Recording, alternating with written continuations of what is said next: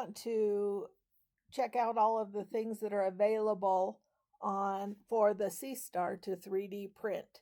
And so the easiest way for me to do it is to go to Thingiverse.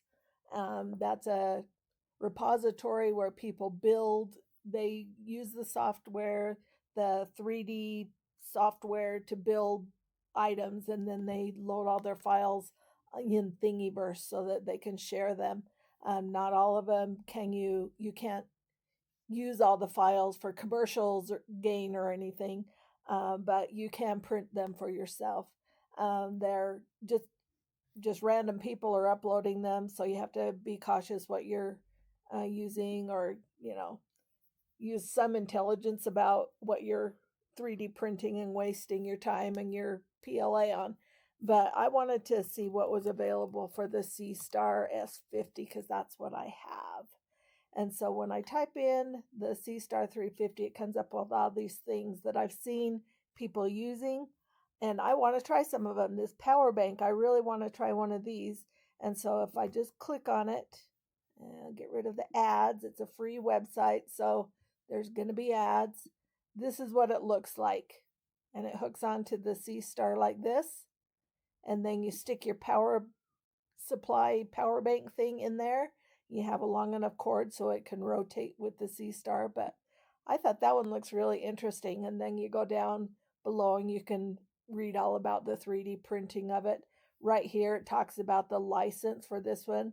This one was made by Mike99CA, and it is licensed under the Creative Commons licensing attributions and share alike. So this one is a shareable one. We could even print it and sell these if we wanted to.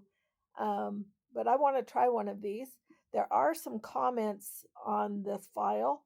And so if I click on those, it talks about some other people that have actually printed it, and they can make adjustments to it. And so some of them talked about that it wasn't wide enough to fit the power bank in. So this right here wasn't big enough to fit their power bank in. And so there were some modifications made to this to allow a deeper one. And I did download this file and print it for myself before I decided I wanted to do a video. And I printed this version, and lo and behold, it was too narrow for my power bank. And so I've downloaded the other file that comes. You'll see that there are two files, and when I click on it, it gives me those two options. And this is the first version, and then this one is a little bit deeper, and you can see that in the picture here. And so I've downloaded the bigger one, and I'm going to print that one. So that's something I'm going to print and try it out for my Seestar because I think that would be helpful. I'm going to go back a few screens and see what other things are available. This is a lens cap. There's a Batinov mask right here. I'm going to print one of those and try it too because I struggle with the focusing. I don't know if it's because my eyes are old, but I struggle with the focusing. The autofocus doesn't always do a good job.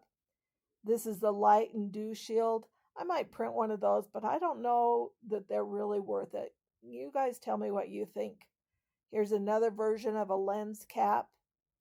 Another version of a Batinov. See, random people can put them up there, so there will be duplicates of things.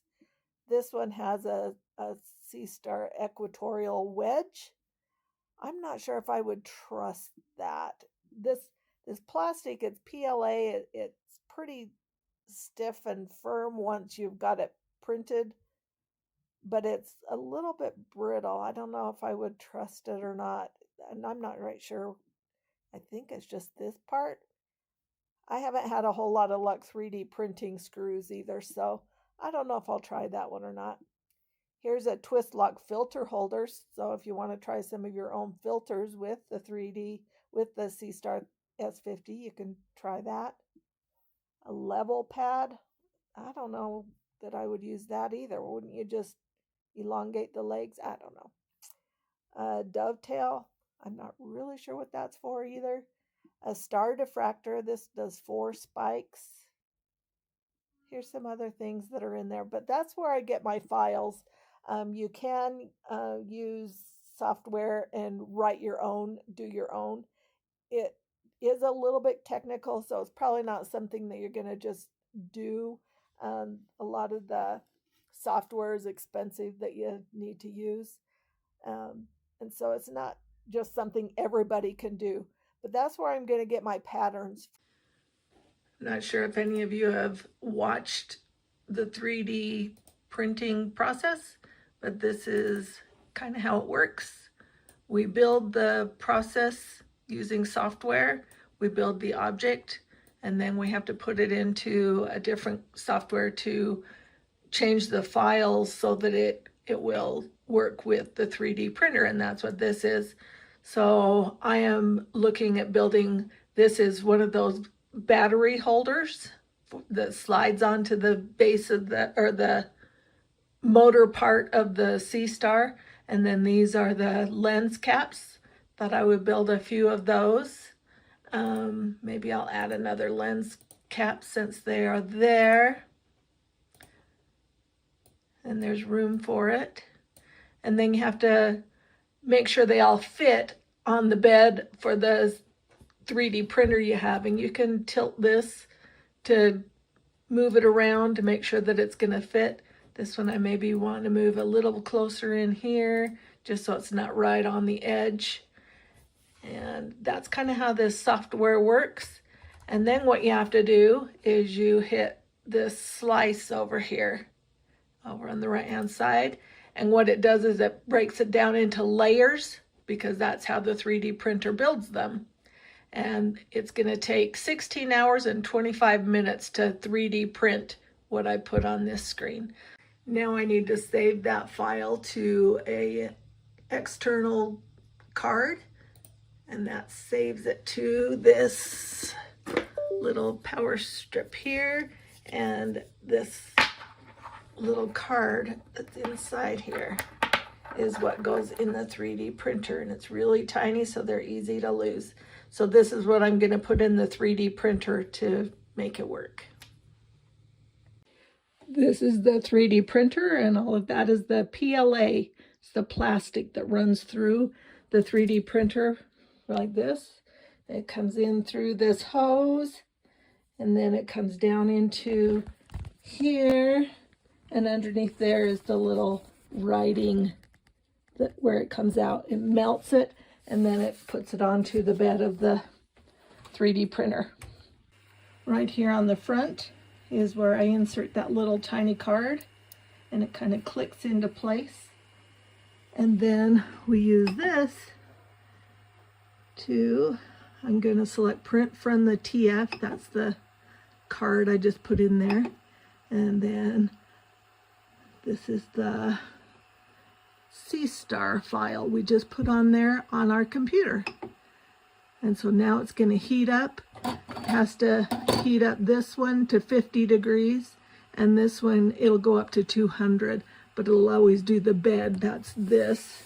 Heats up first, and then the little thing under here heats up so that it can melt that PLA. This PLA is a hard plastic kind of stuff. It's kind of hard, and so that little head in here heats up so that it can melt it, and then it spreads it really thin on the bed of the 3D printer. Now it's heated up to 200 degrees, and the bed's at 50, so it starts realigning itself.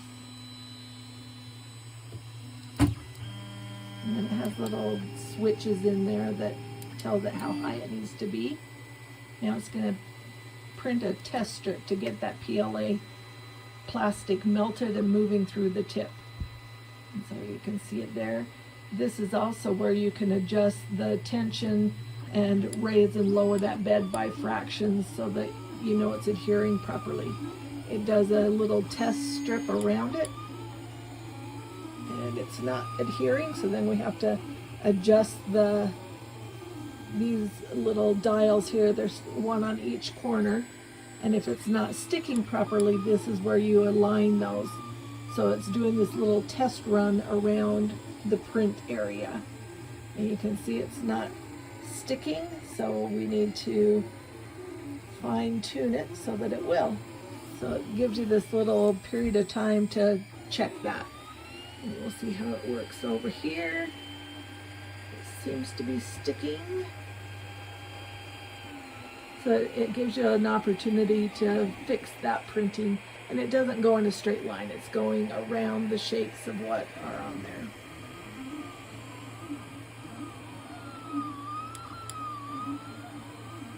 Let's go back over it again. And what it does is it melts and pushes it down onto the bed that is hot. And so it's doing that. And that's just to make sure that it adheres well the foundation of the print. You see it did fine on that one. And it's going over it a third time. And it just kind of melts, the tip melts what's on the bed and what's coming out to merge them and stick them together.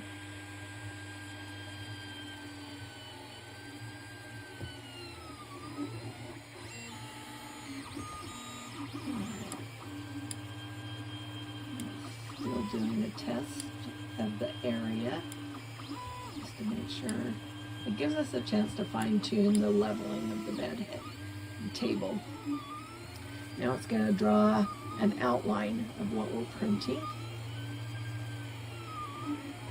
It's starting to look like a shield, a lens cap for the Seestar.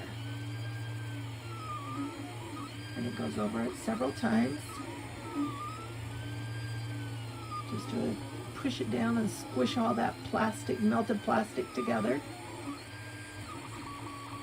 And then it's going to fill it in.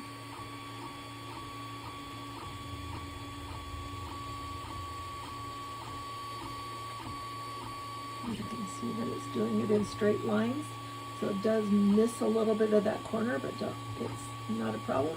It'll come back later and fill that in.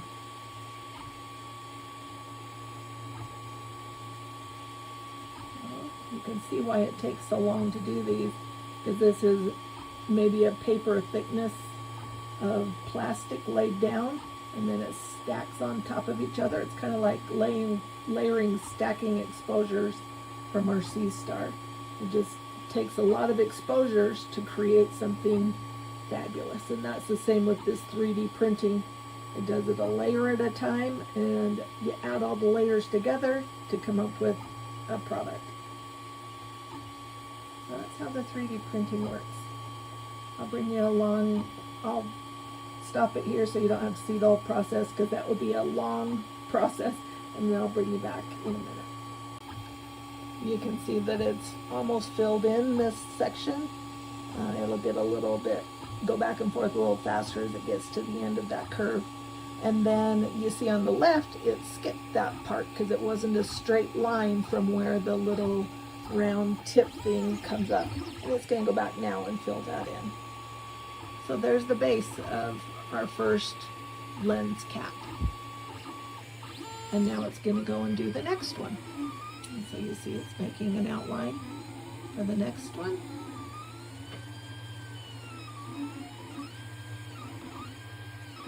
And that's what it's going to do, the same exact thing on this one. Now when you fill this stuff, you can see the lines, you can see the grooves of how it printed, and there's a flaw or two in them. You know, there's little bumpy stuff here. As it continues to stack layers on that, these things become less noticeable, and it will go different directions. So this time it did the lines this way, the next time it may do them this way, and the next time it may do them this way, so it crisscrosses them so that it becomes a strong structure. And it heats the plastic filament material, the PLA, as it goes, so that it kind of melts it all together. And there's the second one. I'm not sure if you can really see under there very good. There we go. So you see it's left a little bit of blank spot on the left of this one as well.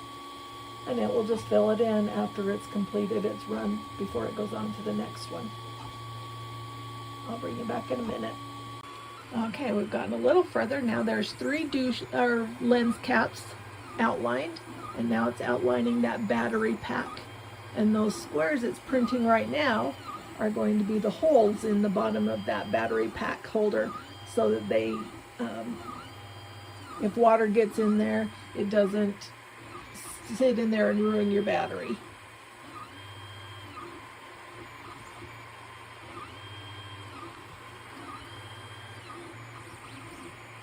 It looks like that one didn't adhere perfectly. We'll watch it as it prints though and see if it corrects that. So it's doing another layer. And that's the hook thing that hooks it around the Seestar. It does the same thing on this side. So that's kind of how the 3D printing works. And if you look over here, it tells us we're 1% done. And it's been probably 15 minutes or so, maybe 20. So you can see why it takes so long. So I wanted to show you how this works. So this is one that we stopped it to realign it. Each one of those layers is just a filament, like a hair thickness. And then they cross over each other and melt together going the opposite directions, and that's what makes them strong. So it's kind of interesting. It feels kind of interesting. It's kind of, you can definitely feel the grain of the plastic or the PLA that melted. And that's kind of how it works. It's kind of interesting. And now you can see it's going the other direction. Before it was going this way, and now it's going this way to stack the next layer. You can see as it lays down this second layer that it's cleaning up a little bit some of the flaws that were in the first layer. It's really similar to stacking exposures in astrophotography. It's the same kind of concept.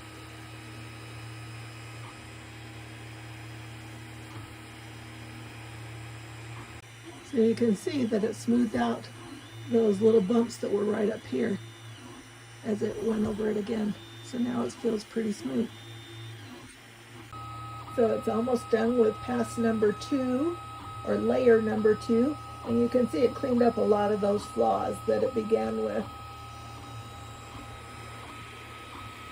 Now it's just going to kind of fill in these gaps, and then it'll move on to layer number 3. And if you look over here, you'll see we're 2% done.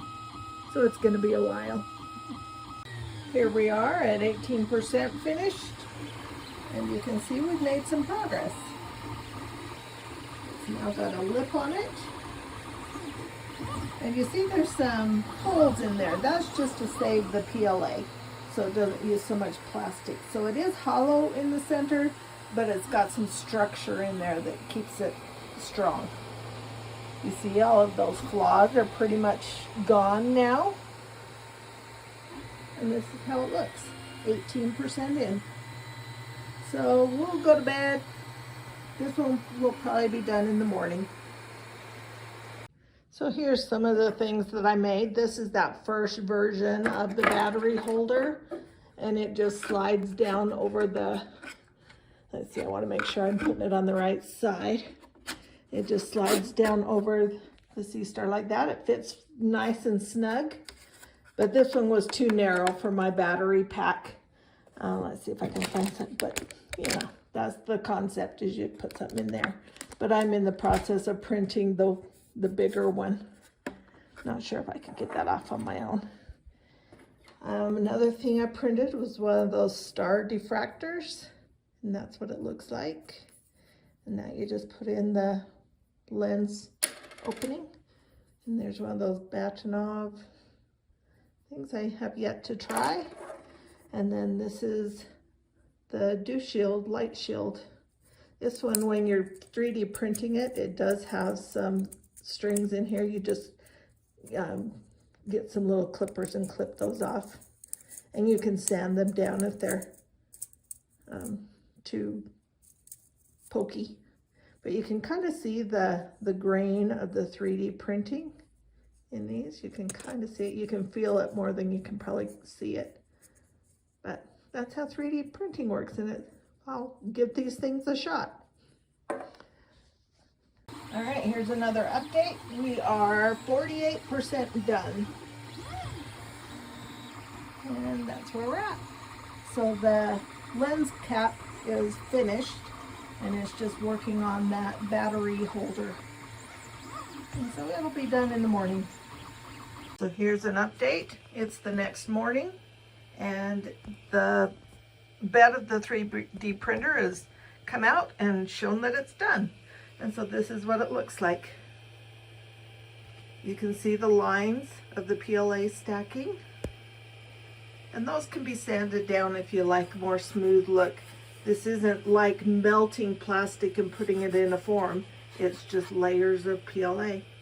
And so that's what that looks like, all finished. Okay, so here's what we 3D printed. And I'm opening the arm of our Seestar so we can try them out. So here's the difference between the deep and the shallow battery holder. It's not significant, but you'll notice that this battery pack didn't fit in this one, but it does in this one. And so it's not a huge difference, just enough that the battery packs will fit. And so we're gonna see how they all fit and if they 3D printed correctly. I've opened the arm of my Seestar, and so this one is the star diffractor, and it slides in there really nicely. With one hand it's hard, but it fits in there snug enough it doesn't just pop out, but easy enough that it comes out fairly easy. What I wish they would do is make a design with a little bevel on the outside, so if you left it on and forgot, when the arm closes, it would hit this little thing and pop this off. That would be a good idea. That's something that somebody should do. Maybe not me. But that's the star diffractor. And it fit fine. And then this one is the Batonov, and it snaps in there really nice. It's snug enough it doesn't just pop off, but it's easy enough to get in and out. But pretty easy. This is the dew shield. I haven't cleaned out the filaments in the middle yet. I haven't decided if I'm going to use this one. It actually doesn't fit fabulous. It's a little snugger than the others, but maybe that's good. You need that so the light doesn't come in. Once I get it on there one-handed, it works fine. So cleaning that out. I probably should have done this one in black so it doesn't reflect any light from the color, but maybe at night it wouldn't matter. And so that one works fine. I just don't know if those are really necessary because the lenses in the Seestar are already designed to be down a tube, so I don't know that that really helps that much. And here's the lens cap, and it fits on just like the others, so that worked good. And now let's try the battery cover. Kind of hard to do one-handed, but it just slides. So it just slides up and down on there. Then when you're outside, you put your battery pack in there and you hook the cord here, and it goes around the Seestar and hooks to its power source cord. And you'll want to leave enough room for it to be able to rotate. So yeah, that works out pretty nice. So the review of the Thingiverse files is they were all designed well and they fit well. I think what I'll do is I'll do a separate video using some of these things outside. It's cloudy today and maybe for the foreseeable future, so it may be a little bit, but we'll give them a shot when the weather clears up. But for today, we did a print and review of some of the accessories you can print for your Seestar. Thanks for watching and wishing clear skies to everybody.